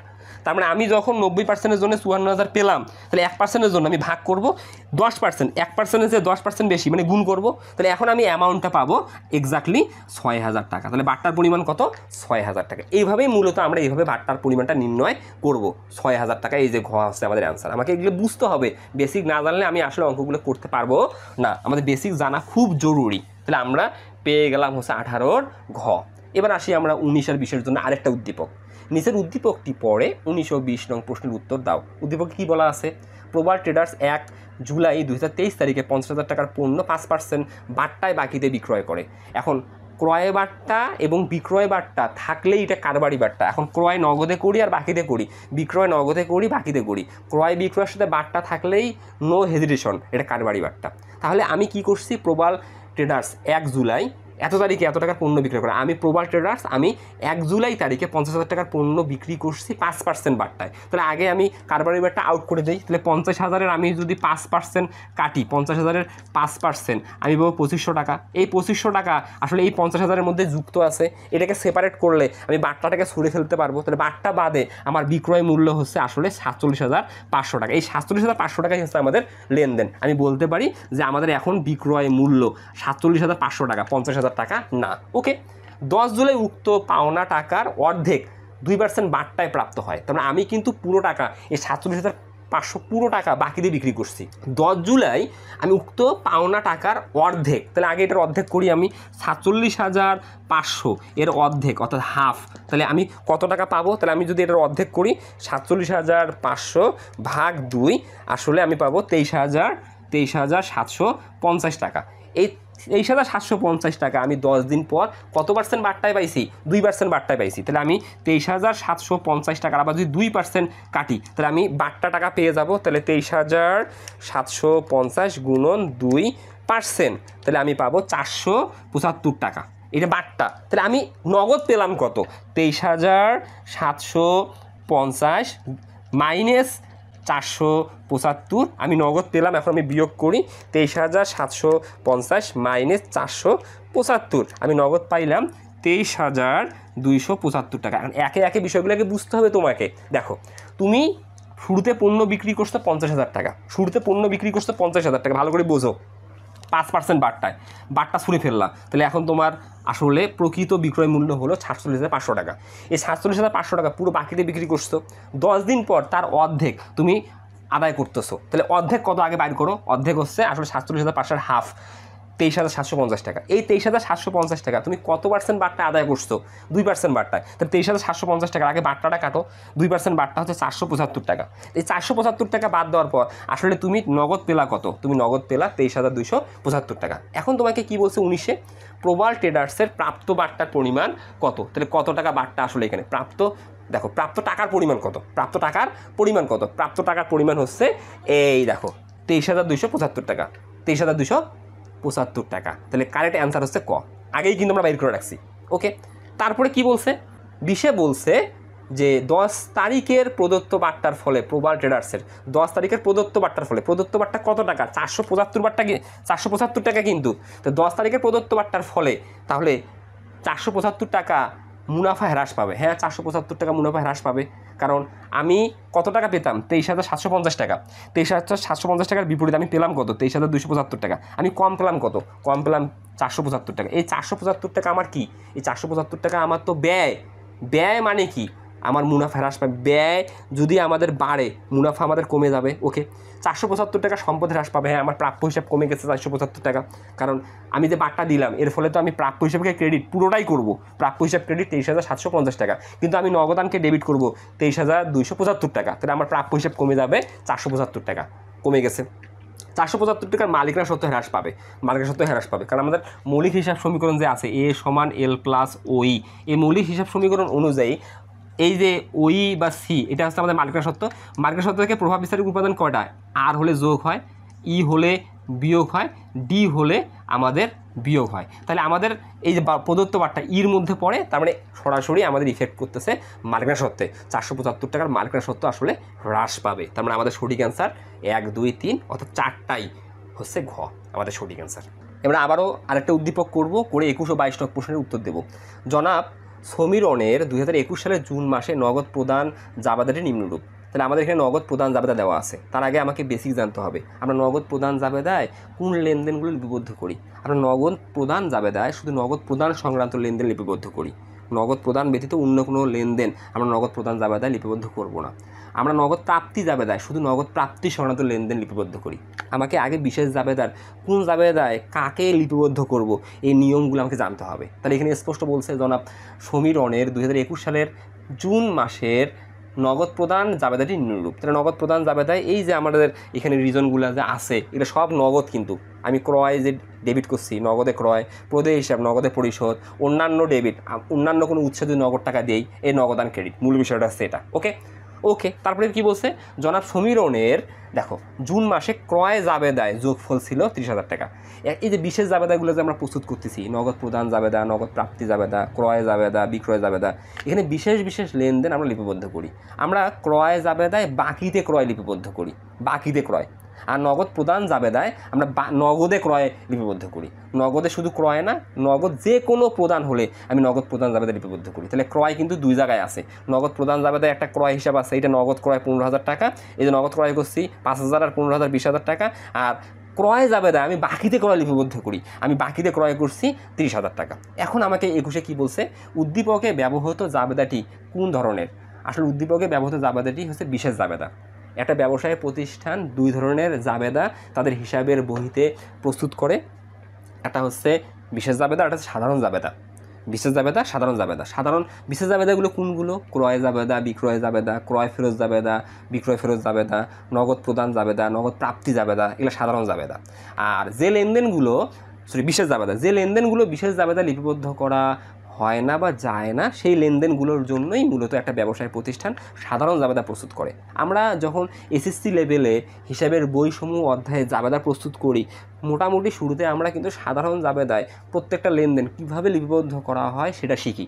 আসলে একটা ব্যবসায় প্রতিষ্ঠান কি সাধারণ জাবেদায় লেনদেনগুলো লিপিবদ্ধ করে? না, একটা ব্যবসায় প্রতিষ্ঠান বিশেষ জাবেদা প্রস্তুত করে। বিশেষ জাবেদায় যে লেনদেনগুলো লিখতে পারে না সেগুলোর জন্য মূলত সাধারণ জাবেদা প্রস্তুত করে। ওকে, তাহলে উদ্দীপকে ব্যবহৃত জাবেদাটি কোন ধরনের? এটা আসলে বিশেষ জাবেদা। নগদ প্রদান জাবেদা হচ্ছে বিশেষ জাবেদা। ওইখানে শুধু কি করা হয়? নগদ প্রদান সংক্রান্ত লেনদেন লিপিবদ্ধ করা হয়। ওকে, তাহলে খ হচ্ছে সঠিক অ্যান্সার। 22, জনাব সমীরনের 2021 সালের জুন মাসে মোট ক্রয়ের পরিমাণ কত? তাহলে মোট ক্রয় এখানে দুই জায়গায় আছে। নগদ প্রদান জাবেদায় নগদ ক্রয় আছে 20,000 টাকা, আসলে তারপরে ক্রয় জাবেদা বাকিতে ক্রয় আছে 30,000 টাকা। তাহলে এই মাসে তোমার সমীরন, এই যে সমীরন আসলে ক্রয় করছে 20,000 আর 30,000 50,000 টাকা। তাহলে এখানে প্রশ্নটা কি বলছে? জনাব সমীরনের 2021 সালের জুন মাসে মোট ক্রয়ের পরিমাণ কত?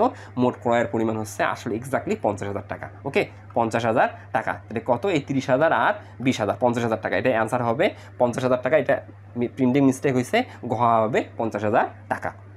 আর 23, ধারে বিক্রয় লিপিবদ্ধ করার জন্য নিচের কোন বিশেষ জাবেদা ব্যবহার করা উচিত? আমি বিশেষ জাবেদার বিষয়গুলো খুব দ্রুত বলে দিয়েছি, তোমরা নোট করে নিবা। আমরা ক্রয় জাবেদায় বাকিতে পণ্য ক্রয় করলে ক্রয় জাবেদা লিপিবদ্ধ করি। আমরা বাকিতে পণ্য বিক্রি করলে বিক্রয় জাবেদা লিপিবদ্ধ করি। আমি আবারও বলতেছি, বাকিতে পণ্য ক্রয় করলে ক্রয় জাবেদা লিপিবদ্ধ হয়, বাকিতে পণ্য বিক্রয় করলে বিক্রয় জাবেদা লিপিবদ্ধ করা হয়। যে কোনো নগদ প্রদান জাবেদা লিপিবদ্ধ করা হয়। যে কোনো নগদ প্রাপ্তি জাবেদায় লিপিবদ্ধ করা হয়। বাকিতে ক্রয়কৃত পণ্য আমি যদি ফেরত দেই, ক্রয় ফেরত জাবেদা লিপিবদ্ধ করা হয়। বাকিতে বিক্রয়কৃত পণ্য আমি যদি ফেরত পাই, বিক্রয় ফেরত জাবেদা লিপিবদ্ধ করা হয়। মূল বিষয়টা হচ্ছে এটা। তাহলে ধারে বিক্রয় লিপিবদ্ধ করার জন্য নিচের কোন বিশেষ জাবেদা ব্যবহার করা হয়? ধারে বিক্রয় করলে বিক্রয় জাবেদা, ধারে ক্রয় করলে ক্রয় জাবেদা। তাহলে ধারে বিক্রয় লিপিবদ্ধ করার জন্য আমরা বিক্রয় জাবেদা লিপিবদ্ধ করি। তাহলে আমাদের ঘ সঠিক অ্যান্সার বিক্রয় জাবেদা। এবং আরও বিষয়গুলো আমি তোমাদের বলে দিলাম যে আসলে বিশেষ জাবেদাগুলো আর কি কী। 24, নিচের কোন ঘটনাটি সাধারণ জাবেদা লিপিবদ্ধ করা হয়? ধারে পণ্য বিক্রয়, এটা সাধারণ জাবেদা লিপিবদ্ধ করা হয় না। ধারে পণ্য বিক্রয় বিক্রয় জাবেদা লিপিবদ্ধ করা হয়। নগদে পণ্য ক্রয়, এটা নগদ প্রদান জাবেদা লিপিবদ্ধ করা হয়। কারণ নগদে পণ্য ক্রয় করলে নগদ টাকা চলে যায়। যে কোনো কারণে নগদ টাকা চলে গেলে নগদ প্রদান বিশেষ জাবেদা লিপিবদ্ধ করা হয়। যে কোনো কারণে নগদ টাকা আমি যদি পাই, নগদ প্রাপ্তি জাবেদায় লিপিবদ্ধ করি, ধারে পণ্য বিক্রয়, বিক্রয় জাবেদা লিপিবদ্ধ করি, ধারে পণ্য ক্রয়, ক্রয় জাবেদা লিপিবদ্ধ করি। তাহলে ধারে পণ্য বিক্রয়, বিক্রয় জাবেদা, নগদে পণ্য ক্রয়, নগদ প্রদান জাবেদা, ধারে পণ্য ক্রয়, ক্রয় জাবেদা, স্থায়ী সম্পত্তির অবচয়, এই যে এই লেনদেনটা, এই লেনদেনটার জন্য কোনো বিশেষ জাবেদা নেই। এইটার জন্য আমরা কী করি, সাধারণ জাবেদা প্রস্তুত করি। তাহলে আমরা কিন্তু আসলে এই জাবেদা যে প্রস্তুত করতেছি, আমরা কিন্তু সাধারণ জাবেদায় বেশি ফোকাস দেই আসলে আমাদের এই সিলেবাসের কারণে। কিন্তু আসলে ব্যবসায় প্রতিষ্ঠান কি সাধারণ জাবেদা প্রস্তুত করে? না, ব্যবসায় প্রতিষ্ঠান সাধারণ জাবেদা প্রস্তুত করে রেয়ার আইটেমের জন্য। আমাদের নিয়মিত যে লেনদেনগুলো সংগঠিত হয়, এই লেনদেনগুলো মূলত ব্যবসায় প্রতিষ্ঠান বিশেষ জাবেদায় লিপিবদ্ধ করে। যে লেনদেনগুলো বিশেষ জাবেদায় লিপিবদ্ধ করা যায় না, তাদের জন্যই মূলত সাধারণ জাবেদা প্রস্তুত করা হয়। তাহলে স্থায়ী সম্পত্তির অবস্থা, এগুলো রেয়ার আইটেম, এটা হঠাৎ একটা হিসাবকালে একবার সংগঠিত হয়। ওকে, আমাদের ঘ অ্যান্সার। 25, মালিকের ব্যক্তিগত অর্থ দ্বারা কারবারের জন্য পণ্য ক্রয় করলে সঠিক জাবেদা হবে। তাহলে মালিকের ব্যক্তিগত অর্থ দ্বারা, আগে জাবেদাটা বোঝো, মালিকের ব্যক্তিগত অর্থ দ্বারা কারবারের জন্য পণ্য ক্রয়, আমরা জানি পণ্য ক্রয় করলে ব্যয় হয়। তাহলে পণ্য ক্রয় করলে ব্যয় হয়, ক্রয় হিসাব ডেবিট। তাহলে আমি এখানে পণ্য ক্রয় করছি, এটা ওকে, তাহলে ক্রয় হিসাব ডেবিট। এখন ক্রয় হিসাব যে ডেবিট, কারবারের অর্থ দ্বারা না মালিকের ব্যক্তিগত অর্থ দ্বারা? কারবারের অর্থ দ্বারা করলে নগদান হিসেবে ক্রেডিট হতো, তাহলে সরাসরি কারবার থেকে টাকা চলে যেত। কিন্তু আমি পণ্য ক্রয় করছি কার টাকা দ্বারা? মালিকের ব্যক্তিগত অর্থ দ্বারা। মানে কি, মালিক আগে কারবারে এটা মূলধন হিসেবে নিয়ে আসছে, দেন এই টাকাটা দ্বারা কারবার পণ্য ক্রয় করছে। তাহলে মালিকের ব্যক্তিগত অর্থ দ্বারা যে পণ্য ক্রয় করা হয়েছে, তার মানে এটার ফলে কারবারে মূলধন বাড়বে। তাহলে জাবেদা কী হবে? ক্রয় হিসাব ডেবিট, মূলধন হিসাব ক্রেডিট। তাহলে ক্রয় হিসাব ডেবিট, মূলধন হিসাব ক্রেডিট কয়ে আছে, এটা ক্রয় হিসাব ডেবিট, মূলধন হিসাব ক্রেডিট। তাহলে আমাদের 25-এর ক অ্যান্সার। 26, নগদ প্রাপ্তি জাবেদা ও নগদ প্রদান জাবেদা হতে জানা যায় মোট নগদ প্রাপ্তি। ওকে, নগদ প্রাপ্তি জাবেদা থেকে মোট নগদ প্রাপ্তি জানা যায়। মোট নগদ প্রদান জাবেদা থেকে জানা হয়। মোট প্রাপ্য হিসাব ও মোট প্রদেয় হিসাব এটা জানা হয় না। মোট প্রাপ্য হিসাব আর মোট প্রদেয় হিসাব জানা হয়। মোট প্রাপ্য হিসাব জানা হয় বিক্রয় জাবেদা থেকে, মোট প্রদেয় হিসাব জানা হয় ক্রয় জাবেদা হতে। তাহলে আমাদের 3 নম্বরটা আছে ভুল। তাহলে আমাদের সঠিকই 1 ও 2। তাহলে 1 ও 2 কোথায় আছে? কয়ে আছে। তাহলে মোট প্রাপ্য হিসাব বিক্রয় জাবেদা, বিক্রয় জাবেদা কি? বাকিতে পণ্য বিক্রি করলে বিক্রয় জাবেদা প্রস্তুত করা হয়। বিক্রয় জাবেদাটা কি? প্রাপ্য হিসাব ডেবিট, বিক্রয় হিসাব ক্রেডিট। তাহলে বিক্রয় জাবেদার মাধ্যমে আমরা মোট প্রাপ্য হিসাবের পরিমাণ জানতে পারি। ক্রয় জাবেদা মানে কি? বাকিতে পণ্য ক্রয় করলে ক্রয় জাবেদা লিপিবদ্ধ করা হয়। জাবেদা কি? ক্রয় হিসাব ডেবিট, প্রদেয় হিসাব ক্রেডিট। তাহলে ক্রয় জাবেদা প্রস্তুত করার মাধ্যমে আমরা মোট প্রদেয় হিসাবে টাকা জানতে পারি। তাহলে আমাদের এটার জন্য 1 আর 2 সঠিক আনসার, এটা ক। 27, জাবেদাকে কি নামে অভিহিত করা হয়? জাবেদা হিসাবের পাকা বই। হিসাবের পাকা বই হচ্ছে খতিয়ান। হিসাবের দৈনিক বই জাবেদা, হিসাবের প্রাথমিক বই জাবেদা, হিসাবের পাকা বই খতিয়ান। তাহলে আমাদের কারেক্ট অ্যান্সার 2 ও 3। 2 ও 3 কোথায় আছে? গয়ে। ওকে। 28, জনাব হাসান তার ফার্নিচার ব্যবসায়ের জন্য প্রচারণা বাবদ ব্যয় করেন 5,000 টাকা। এর জন্য জাবেদা দাখিল হবে। যে কোনো ব্যবসায় প্রতিষ্ঠান তার প্রচারের জন্য যে ব্যয়টা করবে, এটা বিজ্ঞাপন খরচ, এটা জাবেদা হবে বিজ্ঞাপন ব্যয় হিসাব ডেবিট, নগদান হিসাব ক্রেডিট। তাহলে ফার্নিচার হিসাব ডেবিট কোনোভাবে হওয়ার চান্স নাই, কারণ এখানে তো প্রচার ব্যয়। এখানে কি ফার্নিচার ব্যবহারের জন্য কারবারে ক্রয় করা হয়েছে? না তো। তাহলে ফার্নিচারের কোনো অস্তিত্ব নেই। তাহলে বিজ্ঞাপন ব্যয় হিসাব ডেবিট, নগদান হিসাব ক্রেডিট। 2 ও 3। তো 2 ও 3 কোথায় আছে? গয়ে আছে। 29, একটি ব্যবসায় প্রতিষ্ঠান অগ্রদত্ত পদ্ধতিতে খুচরা নগদান বই সংরক্ষণ করে। এখন অগ্রদত্ত পদ্ধতিতে খুচরা নগদান সংরক্ষণ, এটা আমি আসতেছি। হিসাব রক্ষক মাসের শুরুতে পেটি ক্যাশিয়ারকে 1,000 টাকা প্রদান করলো এবং পেটি ক্যাশিয়ার সারা মাসে 800 টাকা খরচ করলো। পরবর্তী মাসের শুরুতে হিসাব রক্ষক পেটি ক্যাশিয়ারকে কত টাকা প্রদান করবে? কারণ বিষয়টা তোমাকে আগে ক্লিয়ারলি বুঝাই আগে আমি। এখন বড় বড় ব্যবসায় প্রতিষ্ঠানে একজন প্রধান ক্যাশিয়ার থাকে। প্রধান ক্যাশিয়ার নর্মালি ব্যবসায়ের যাবতীয় হিসাবের বইতে সংরক্ষণ করে। যেহেতু বড় প্রতিষ্ঠান, তখন প্রধান ক্যাশিয়ার কী করে? ছোট ছোট ব্যয় নির্বাহের জন্য প্রধান ক্যাশিয়ার তার আন্ডারে একজন পেটি ক্যাশিয়ার নিয়োগ দেয়। পেটি ক্যাশিয়ারের কাজ কি? প্রতিষ্ঠানে যে ছোটোখাটো খুচরা খরচগুলো আছে, এই খুচরা খরচগুলা সে নিজে সংগঠিত করবে এবং হিসাবের বইতে লিপিবদ্ধ করবে। তাহলে প্রধান ক্যাশিয়ার কী করে? পেটি ক্যাশিয়ারকে নিয়োগ দেয়। এখন প্রধান ক্যাশিয়ার পেটি ক্যাশিয়ারকে 1,000 টাকা দিছে খুচরা ব্যয় নির্বাহ করার জন্য। প্রধান ক্যাশিয়ার পেটি ক্যাশিয়ারকে দিছে। এখন পেটি ক্যাশিয়ার কী করছে? ওই মাসে দেখো হিসাব রক্ষক মাসের শুরুতে পেটি ক্যাশিয়ারকে 1,000 টাকা প্রদান করলো। তার মানে প্রধান ক্যাশিয়ার পেটি ক্যাশিয়ারকে 1,000 টাকা দিল। এখন এবং পেটি ক্যাশিয়ার মাস শেষে 800 টাকা খরচ করলো। তো পেটি ক্যাশিয়ার এই 1,000 টাকা থেকে আসলে খুচরা ব্যয় 800 টাকা খরচ করলো। তাহলে খুচরা বা পেটি ক্যাশিয়ারের কাছে হাতে কত আছে? 200 টাকা আছে। এখন অগ্রদত্ত পদ্ধতির নিয়ম অনুসারে এখানে কি বলছে? পরবর্তী মাসের শুরুতে হিসাব রক্ষক পেটি ক্যাশিয়ারকে কত টাকা প্রদান করবে। এখন অগ্রদত্তের বিষয়টা কি? পেটি ক্যাশিয়ার প্রধান ক্যাশিয়ার কাছে 1,000 টাকা নিচে এই 1000 টাকা দ্বারা পেটি ক্যাশিয়ার সারা মাসে খুচরা ব্যয় নির্ভর করবে। যে কোনো একটা মাসে সে 800 টাকা ব্যয় নির্ভর করছে। এই 800 টাকা ব্যয় করে এই ভাউচারগুলো সে আবার প্রধান ক্যাশিয়ারকে দিবে। প্রধান ক্যাশিয়ার ওই ভাউচারের প্রেক্ষিতে মাসের শুরুতে আবার তাকে 800 টাকা দিবে। তার মানে এই 1000 টাকা পেটি ক্যাশিয়ারের কখনো টাকা শেষ হবে না, এটা রোলিং হতে থাকবে। তুমি 1000 টাকা মাসের শুরুতে পাইলা, ওই মাসে 800 টাকা ব্যয় করলা, এই 800 টাকার ভাউচার তুমি আবার কি করলা, প্রধান ক্যাশিয়ারকে দিলা, তুমি পেটি ক্যাশিয়ার। তোমার প্রধান ক্যাশিয়ার আবার ওই 800 টাকা তোমাকে নগদ টাকা দিয়ে দেবে। তো তোমার হাতে 800 টাকা খরচ করার পর 200 টাকা ছিল, আরও পাইলে কত, 1000 টাকা। তাহলে ওই ফান্ডটায় 1000 টাকা থাকতে থাকবে। আবার ধরো পরের মাসে তুমি 650 টাকা খরচ করলা, তাহলে তোমার হাতে কত আছে, 250 টাকা। তাহলে মাস শেষে তুমি ভাউচারগুলো আবার তুমি প্রধান ক্যাশিয়ারকে দিলা। পরের মাসের শুরুতে প্রধান ক্যাশিয়ার পেটি ক্যাশিয়ারকে ইনস্ট্যান্ট সঙ্গে সঙ্গে 650 টাকা নগদ দিয়ে দেবে। এইভাবে আসলে ওই 1000 টাকার ফান্ডটা ঠিক থাকতে থাকবে, মানে এটা আর কখনো পরিবর্তন হবে না।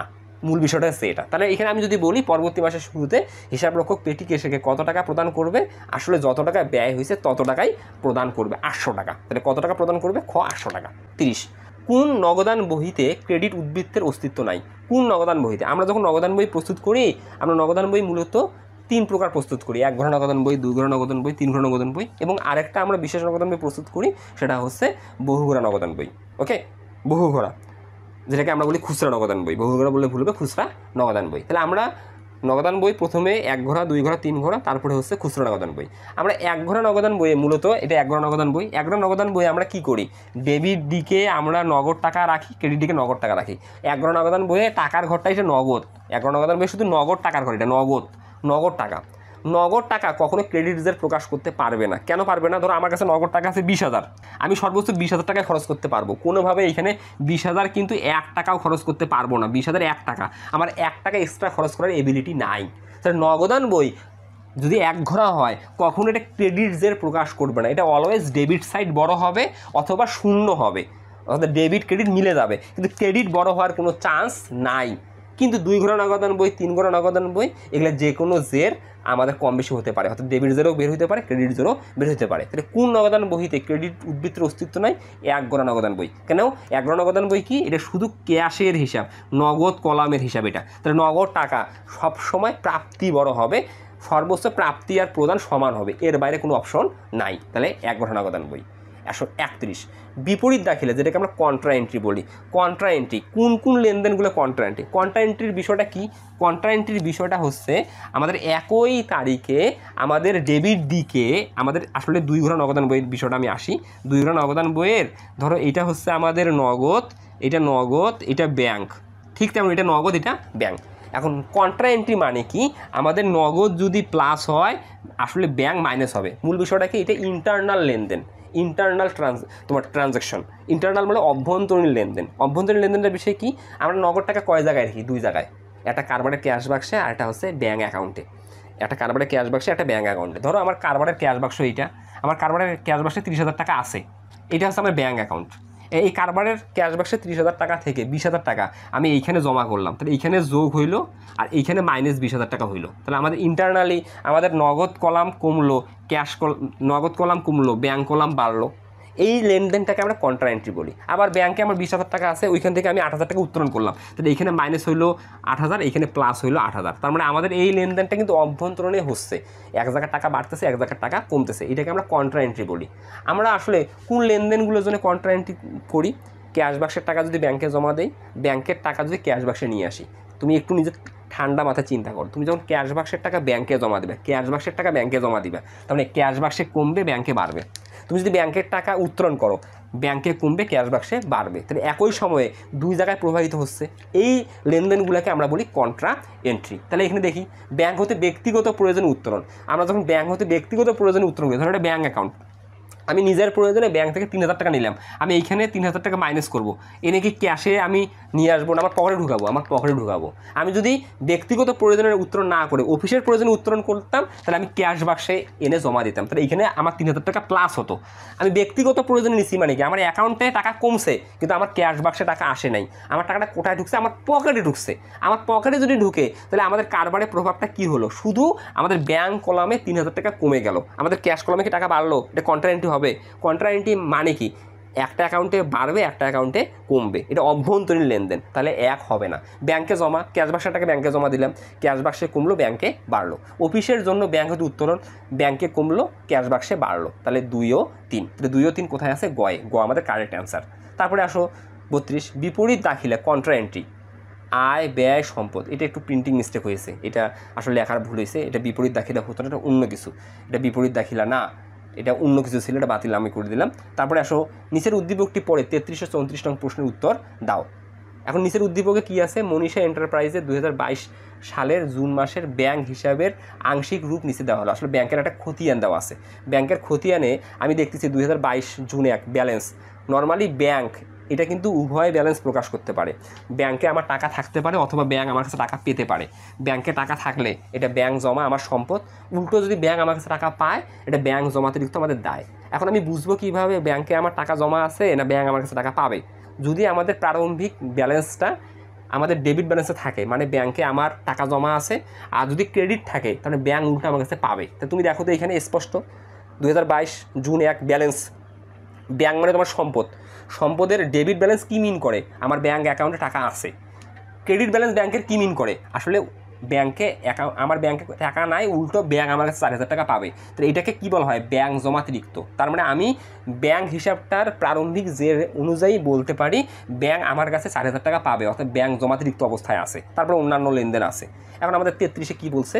2022 সালের 1 জুন তারিখে ব্যাংক হিসাবের জের প্রতিষ্ঠানের কি প্রকাশ করে? এটা দায় প্রকাশ করে, কারণ ব্যাংক তো আমাকে 4000 টাকা পাবে, কারণ ক্রেডিট জের প্রকাশ করতেছে, এটা ব্যাংক জমা তৃক্ত। তাহলে 33-এর ক হচ্ছে আমাদের দায়, তাহলে আমরা পেলাম দায়। এটা একদম ইজি বিষয়, আগে আমাদের বেসিক জানতে হবে যে এটা তো ব্যাংক হিসাব, ব্যাংক হিসাবের প্রারম্ভিক জেরটা ডেবিটও হতে পারে ক্রেডিটও হতে পারে। ব্যাংক হিসাবের প্রারম্ভিক যে ডেবিট মানে ব্যাংকে আমার টাকা জমা আছে, আমার সম্পদ। ব্যাংক হিসাবের প্রারম্ভিক যে ক্রেডিট মানে ব্যাংক আমার কাছে 4000 টাকা পাবে, এটা ব্যাংক জমা তৃক্ত, মানে এটা আমাদের দায়। ওকে, 33-এর আমি পেলাম এটা দায়।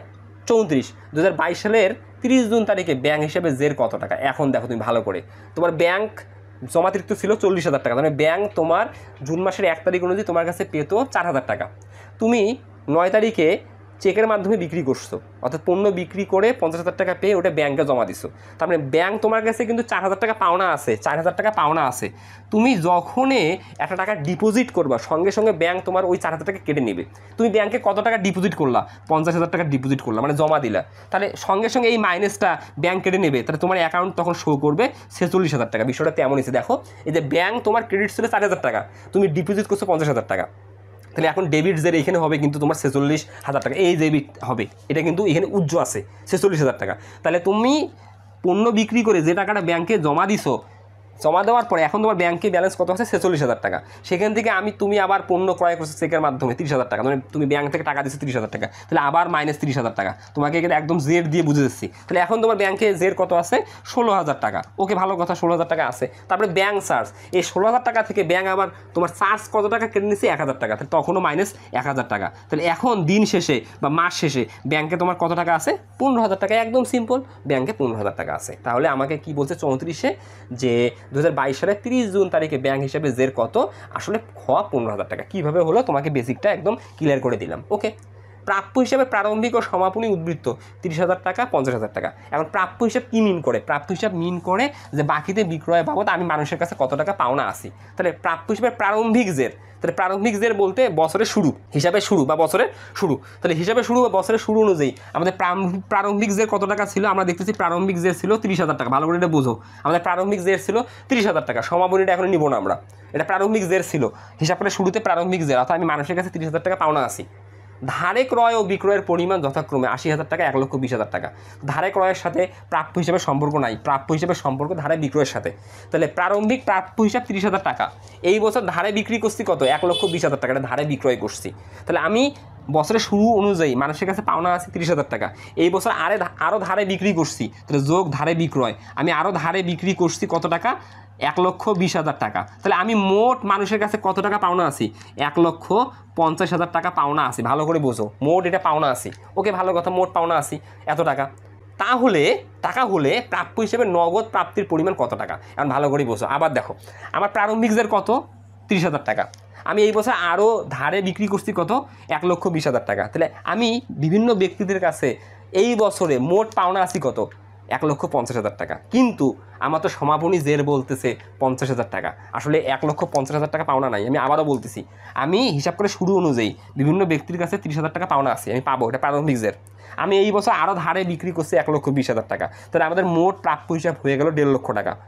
কিন্তু সমাপনী প্রাপ্য হিসাব কত বলতেছে, মাইনাস সমাপনী কত বলতেছে, সমাপনী বলতেছে আমার আছে 50,000 টাকা। তার মানে আমার প্রাপ্য হিসাব কিন্তু 1.5 লক্ষ টাকা, সমাপনী জেন না 50,000 টাকা। তার মানে এটা দ্বারা কী বুঝাচ্ছে, আমি 1 লক্ষ টাকা নগদে পাইছি। এটা কিন্তু খতিয়ান করেও আমরা বুঝতে পারতাম, আমরা আসলে খতিয়ান ছাড়াও বুঝতে পারবো, একটু ফিল করলেই হবে। তাহলে আমি নগদ পাইছি কত টাকা, নগদ পাইছি 1 লক্ষ টাকা। আমি আবারও বলতেছি, আমাদের প্রারম্ভিক প্রাপ্য হিসাব 30,000 টাকা, এটা প্রারম্ভিক জের। আমি এই বছর আরও ধারে বিক্রি করছি 1,20,000 টাকা, তাহলে আমার কি জের বেড়ে যাবে না 1,20,000 টাকা? তাহলে আমাদের মোট প্রাপ্য হিসাব কত হবে, বিভিন্ন মানুষদের কাছে আমি 1.5 লক্ষ টাকা পাওনা আছি, কিন্তু হিসাব করে শেষে তো আমার 1.5 লক্ষ টাকা নাই, হিসাব করে শেষে আমার সমাপনী জের 50,000 টাকা আছে। এই 1.5 লক্ষ টাকা কীভাবে 50,000 টাকায় রূপান্তর হলো? তাহলে অবশ্যই আমি নগদ পাইছি 1 লক্ষ টাকা, বিয়োগ ফলটা। তাহলে এখানে আমাকে কী বলছে, প্রাপ্য হিসাবে নগদ প্রাপ্তির পরিমাণ কত টাকা? তো অবশ্যই 1 লক্ষ টাকা। 1 লক্ষ টাকা হবে আমাদের নগদ প্রাপ্তি, আমাদের ক অ্যান্সার। এটা প্রিন্টিং মিস্টেক হয়েছে, আমাদের নগদ প্রাপ্তি হচ্ছে 1 লক্ষ টাকা। ওকে, এটা আমাদের ডান, 1 লক্ষ টাকা। আর আমাদের নাই, আমাদের এ পর্যন্তই। আমাদের এই অধ্যায়ে 2024 সালে যে আসলে এমসিকিউগুলো হয়েছিল আমরা A to Z সলভ করলাম। তোমরা ভালো থাকবে, সুস্থ থাকবে, আল্লাহ হাফেজ, আসসালামু আলাইকুম সবাইকে।